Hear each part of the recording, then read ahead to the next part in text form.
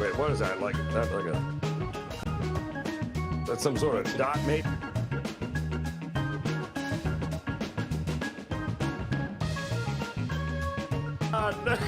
Damn. That's so hot off the press, man. Oh, my goodness. Hello? Anyone here? Can you hear us? Welcome in. It is the NBA tip-off show, and it is powered by WagerTalk.com. Welcome in. A very happy, Tuesday, Wednesday, I think, is where we are at right now. I know that because June 1st, the Miami Heat will be taking on the Denver Nuggets, game one of what is going to be, depends on who you talk to. Should be a very interesting finals coming up. And boy, oh boy, we got three of the best here to take a little sneak peek at what this finals is going to bring us here, as Skee Prophet in the house, as is Jay Money and Rob Vino with his dot matrix printer and all, with that late information coming in there. Vino, very nice.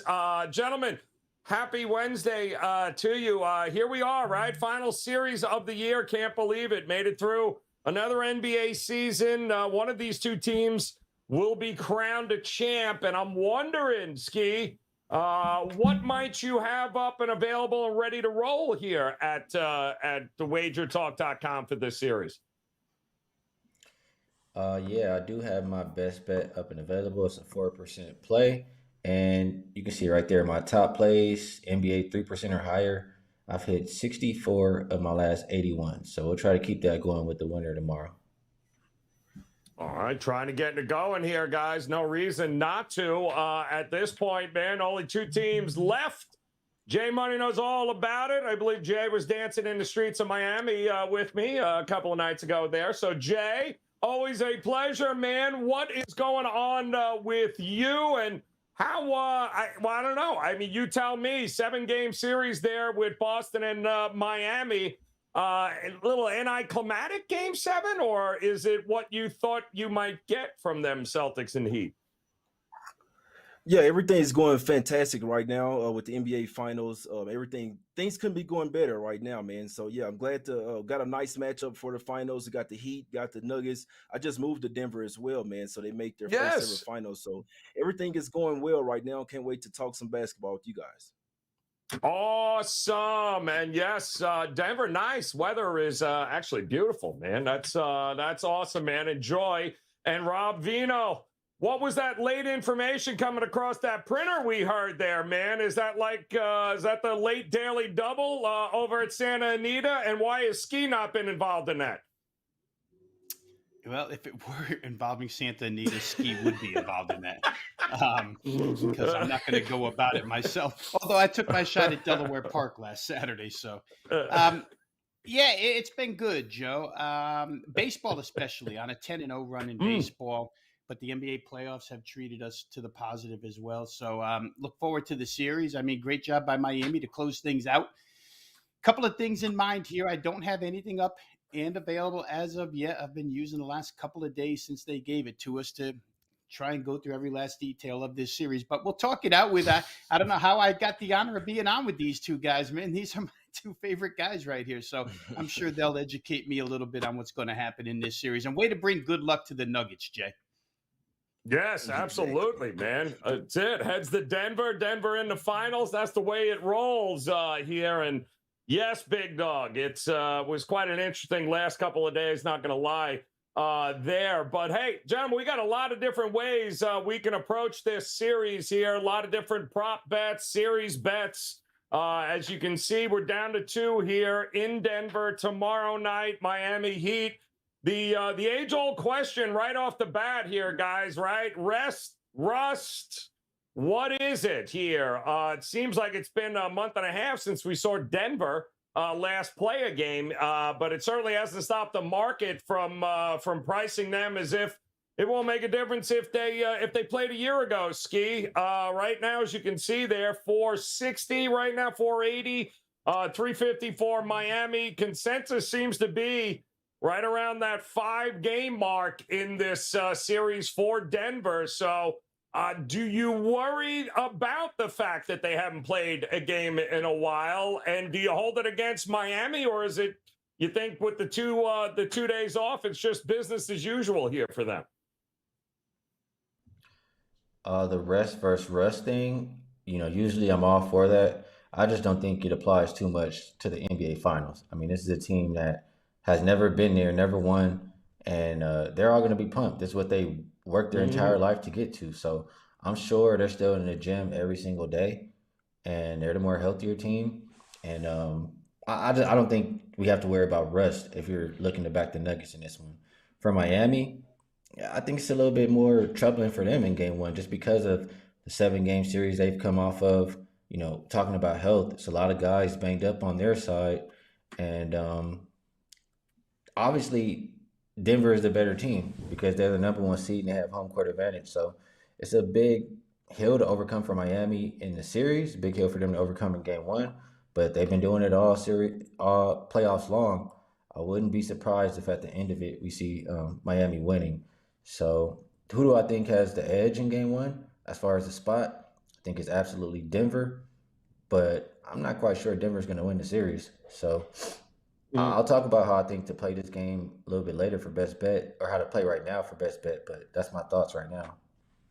All right, intriguing stuff there. I mean, Jay, you're in Denver now. What's the mood of the town, man? The city. Are they all Denvered out? Is it Nuggets everywhere you've been so far? And what are you thinking of the Nuggets with this kind of layoff here since the last time they played competitive hoops? Well, it's always Nuggets here. Even before they were in the finals, it's basically Jokic jerseys, Jamal Murray everywhere, man. So they love their sports here, Avalanche, all that good stuff. But I'll be perfectly honest. I mean, the Nuggets definitely have the best player that's going to be on the floor, in my opinion, in Jokic, the most versatile player as well. But I'll be honest, I don't think that the price is really. I mean, these two teams are a little bit more closer together than the series price, or even that game one spread would indicate. In my opinion, I do think that Denver is probably the better overall team. But I mean, the Heat are no bums over there. I'm not sure that the Nuggets should be laying minus 460 on the series price, in my opinion. But you could talk all day about value. It's all about what's going to win. Wouldn't be a bit surprised if Jokic did get his first finals, his first championship ring here. But we know that the Heat have been here before. But as far as the rest versus rust, it's been a ton of days off. But I mean, they got a chance to party. They got a chance to rest. They got a chance to practice, do all these good things. So we're gonna see in game one just how rested or rusty they are. But I'll be honest, I think they had 4 days off between the Lakers as well. They went out there and put up 132 points. So they will have the energy. They will have the upper leg when it comes to energy. Have a ton more energy to put into the game as far as offense and defense. I see them running and gunning. So the rust might show up like maybe in the first quarter, but as the course of the full game, I think they're more acclimated for this game one, in my opinion, especially whereas the Heat, you only have 2 days off. One of those days having to travel from Boston to Denver as well. So I feel like the Nuggets have a major rest advantage for this game one. That's probably their biggest advantage of the series. That's good stuff there. And, Rob, if I'm not mistaken, I believe the good news is Miami didn't have to scramble to get plane tickets and make travel arrangements because from what we understand, I believe those were already made when they went to Boston for Game 7. So, you got to love just having a plane ticket in hand and off and running. What are you thinking about the rust versus the rest theory here? And what are your thoughts about Miami? I mean, quick turnaround, good thing, bad thing for them? Yeah, it's interesting, Joe. I always wonder what the dividing line is. How many days is good for rest? How many days is too much to create rust? I sort of have to go into it with the assumption that the first quarter might be, or the beginning of the game, let's put it that way, might lean a little bit towards Nuggets getting acclimated to playing real live basketball again. But as the game goes on, I think Jay said this, you would expect Denver to get their legs underneath them and go. Miami, we'll see if they show any signs of fatigue. It was a long series, but I don't know. These guys, to me, seem like they're ready for any challenge so far throughout the playoffs. I would say this, if you're looking at series play here, the right time to get Denver was back when Miami was playing Boston, right? You could have got Denver to win the NBA title, or you could have got exact series, Denver versus Miami, and taken plus 105. That's how strong the Boston money was. People didn't believe Miami was going to win that series at 3-2. So if you were going to get Denver, you probably should have got them then and there.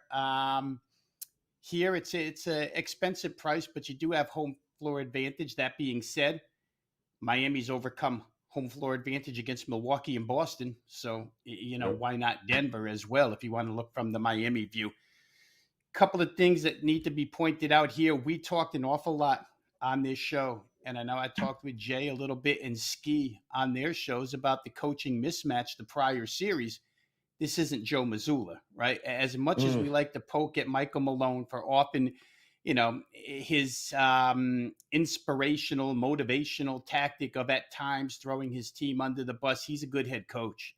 And there's no tactical edge here for Eric Spoelstra in game in this series. I don't believe, at least. And if there is, it's minimal. It's not like it was last series. So we could throw that out. If you look at prior opponents that these teams have gone through, I would say the most comparable to Miami. And again, I rate Miami better because Phoenix was banged up, but they're sort of a smaller team like Phoenix was.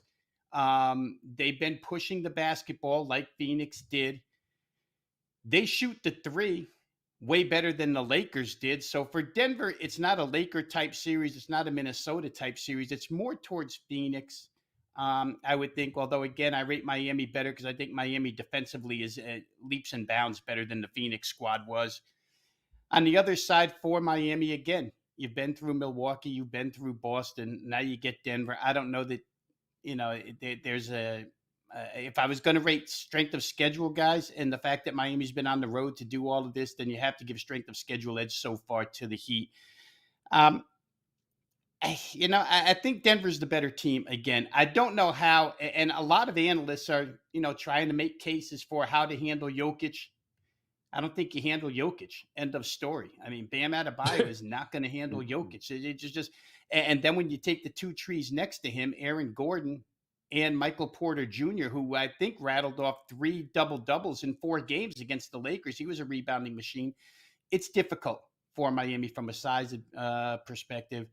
And I think if they both want to get out and go, which Denver, with all the rest, Michael Malone, Skee has pointed this out numerous times, that Michael Malone thinks they're one of the best transition teams in basketball. Want to get out and go. Miami has shown the propensity to play any style at this point in time. So, Tyler Hero's coming back in this series at some point, guys. So if you're playing a series, a team to win the series here, do consider that you're going to get action from Tyler Hero here, and the 3-point shooting will get a little bit better. I find it hard to lay $4 with Denver, although I think they'll probably win the series. I'd probably rather go game by game here. So I got a couple of questions for all three of you guys. Skee, I'm going to come to you because your Lakers were only, I believe Denver was a minus 145 before that series started, favorite to win that. So here we are with a Miami team representing the East, and now they are somehow a $4 underdog here. Is it just that the market is this wrong on the Celtics and Denver? Because it seems like Denver should have been, in hindsight, a lot bigger favorite against the Lakers, much closer to maybe what we're looking at with Miami. How off has the market been with some of these series here in this year's playoffs? Well, when you look at it in hindsight like that, I mean, it's easy to say that after the Lakers get swept, but if you just look at talent, I don't think they should have been that big of a favorite. As far as Miami and Boston, I did think that price was crazy, and that's why I jumped on the Miami plus, what was it, $4 or whatever the price was. So I just thought Boston was a little bit overvalued this year in the playoffs, and Miami just kind of flipped the switch. Like, they were terrible all year long up until that second play-in game, and we've seen a much different team. So I just think the market has been a little bit slow to recognize that portion of it, and that's why we've seen what we've seen. So let me ask you, Jay. there was a clear coaching advantage for Miami with Boston. I don't think anybody argues the fact that maybe Missoula, he's a little wet behind the ears, but that makes sense, right? It's his first year as a head coach going up against Spo. It's not like Malone's been here every year either. I mean, you're still giving the coaching edge to Spoelstra, been here, done this, knows what to expect. Maybe Denver, there's outside of Green, I think, in KCP, there's not a whole lot of finals experience on this team. Who do you give the edge to? Yeah, I mean, coaching wise, you have to give the edge to Spoelstra. He's probably the best coach in the league, definitely top three for sure. I mean, that's probably up for debate. But I just want to answer a question about the series price. I think a lot of time they base the series price based on their risk, on like how many people are betting them to win a championship. So it's kind of like they kind of try to even up. They try to even up like they're trying to cover their ass on basically on the tickets that people make preseason to win the championship, things like that. So I think there's a lot of that, especially with the Lakers series. They had a lot of liability for the Lakers to win the championship. So that's kind of how they kind of tried to even that out. But I definitely think Spoelstra has the coaching advantage here. We'll see if it actually matters. Yeah, well, it's interesting, Rob, because we've talked about it all throughout this series. Give Spoelstra credit. It's an interesting chess match coming up against these two head coaches, right? And is there, you think, going to be a feeling out process here early in this series? Because if there is, there probably ain't going 4 or 5 games. We're probably looking closer to 6 or 7 here, because does Spoelstra have anything left in the bag, you think, here that he can pull out? I mean, they haven't beaten Denver in Denver since what, 2016? It's been a minute. It's not like they play a million games a year, but it's been a while here. So what do you think? If anybody can figure it out, I guess Spoelstra's a guy that can at least figure some sort of approach out here to maybe take Malone by surprise. Yeah, I think he can figure a lot of things out, Joe. The question is, can the team execute it against this opponent, right? I mean, you can come up with a game plan, but again, Denver's not full of guys like Marcus Smart, Jaylen Brown, and Jason Tatum that want to dribble into trouble all day long. I mean, these guys pass the ball better than any team in the NBA. They're not going to bully their way to the rim just for the sake of getting to the rim like those guys do and bounce it off their feet and throw it to nobody, et cetera, et cetera. I've said it 1,000 times.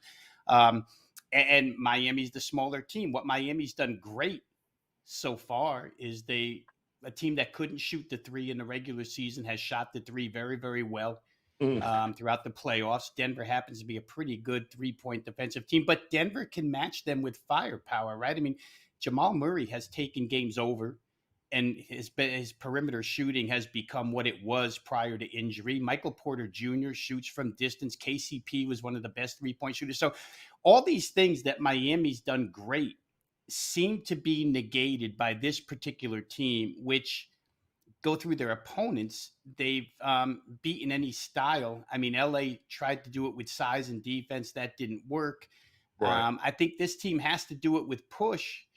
And to your question about, is it a feeling out process? If it is, I don't think either coach will back down. I don't think Eric Spoelstra is afraid at all with his guys. He thinks he's got guys, and he says it all the time. And Jimmy Butler's the leader of those guys. So they're going to do what they want to do. And Denver's going to do exactly what they think they're best at. The question is, who's better?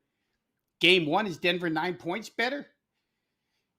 We're going to find out. I mean, when the game's over, you're either going to say, oh, Miami was so fatigued from that Boston series, or you're going to say, well, Denver was rusty from 9 days of layoff. I mean, the answer is going to be easy when the result is in.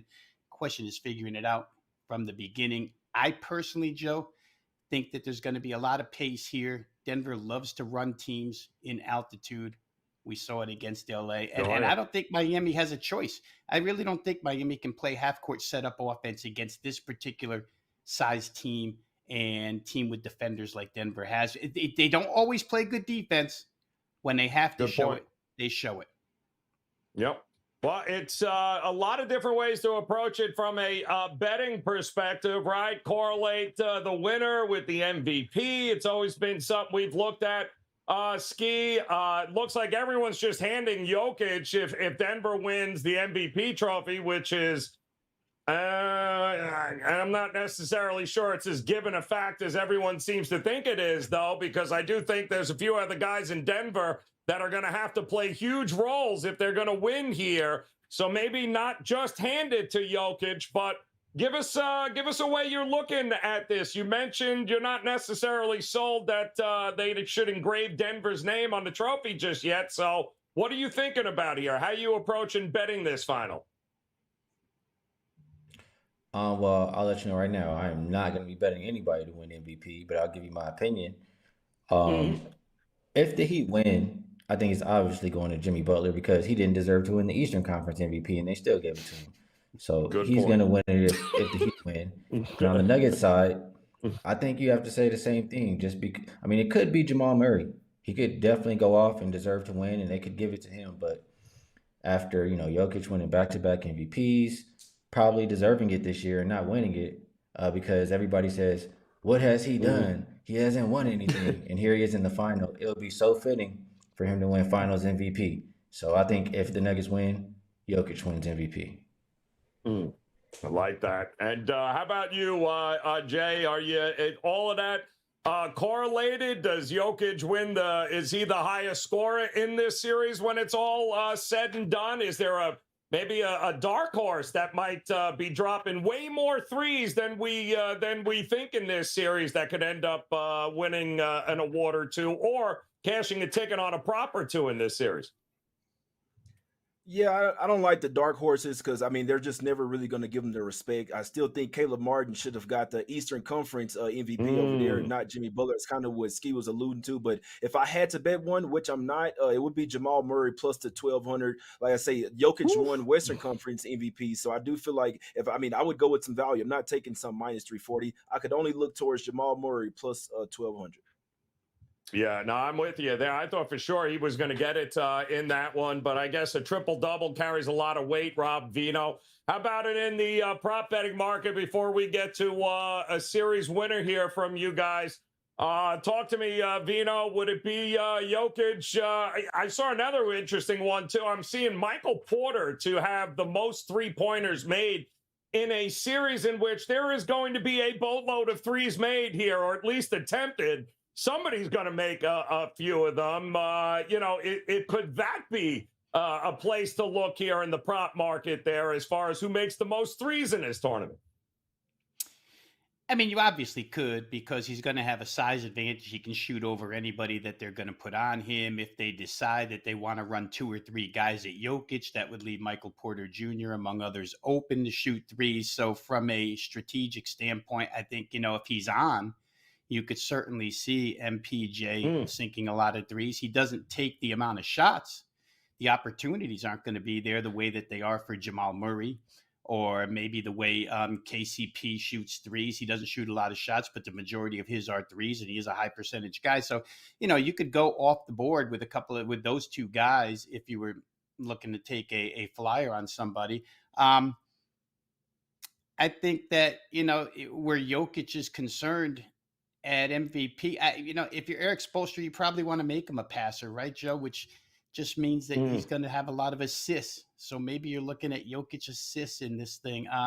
Again, there's a lot of ways to try and figure out how to beat Denver, but doing it's another story. The only lull they really went into this season was when they had such a huge lead with the number one seed this season and went on the road and had a lousy road trip. And, it was just lackadaisical basketball out of them. So I don't know. We'll see here. Each game has to be done individually. But to your point, maybe MPJ, most threes, is worthy of a play here. I think Pope might be as well. He had sunk, 3 or 4 in a bunch of games so far through these playoffs. Yep. Yeah, no, that's an interesting one just for the sheer volume that's going to be chucked up in this series. Is going to be interesting to see who makes the most. But it is now time to decide here. Is there a champion? Is there a way to approach this finals series, games, outright winner? Skee, kick us off here, man. What in this year's finals? What is the one of the ways you're going to be looking at when it's all said and done? All right, best bet segment. So series bet, I will go with over 5.5 games. I just think that Mm. you have to respect Miami. They have the best coach left. I've been saying that for a while in the playoffs, but they got the best coach in this series, and they got a player that you can trust who's going to give it their all and give effort 1,000% of the time. So I do think the Heat can win 2 games. I also think the Nuggets are a very strong home team. They only lost, I think, 7 home games all year. I think they'll win 2 at home. So if they both can do that, that'll give me up and over to 5.5 games on the series. And the best price I saw for it was minus 130. So that's what I'll rock with today.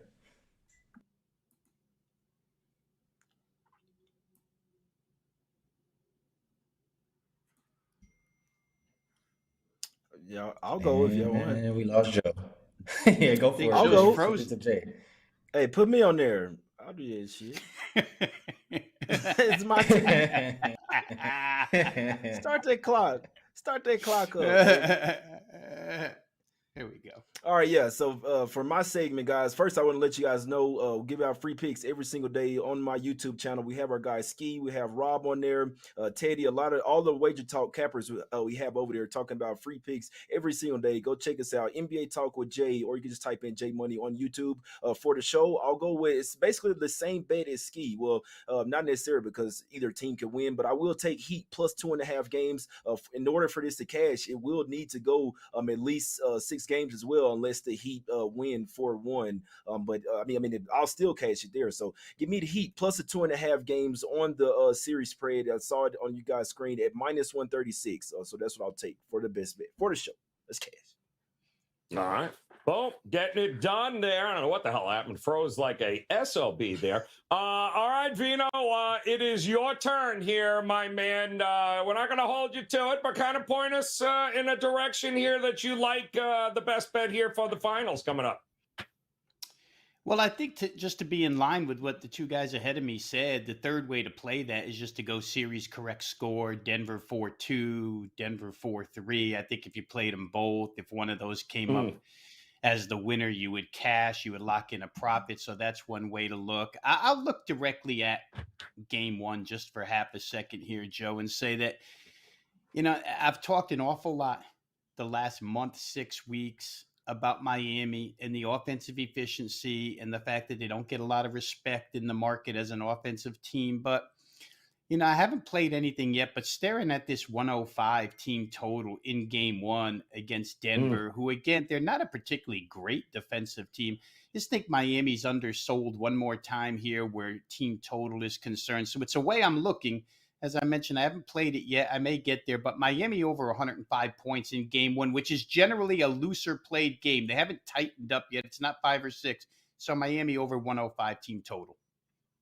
Boom. Actually, I like that. All right, there you go here, guys. One more time. Skee Profit liking that series over 5.5. Jay looking plus 2.5 with Miami. You can lay the minus 136, while Vino says expect maybe a few more points than we did in the Boston series from Miami over that 105. Get back to cashing tickets there with team totals like we did for so long in this, in these playoffs here with the Miami Heat team totals. Bottom line, you head over to WagerTalk.com. You visit Skee Profit. You visit Rob Vino. Their best bets for the finals will be up and available. And, of course, Jay Money's got his show rolling all throughout the finals here, guys, on YouTube. Jay, tell them how to get to that, to your channel and your show once again, man.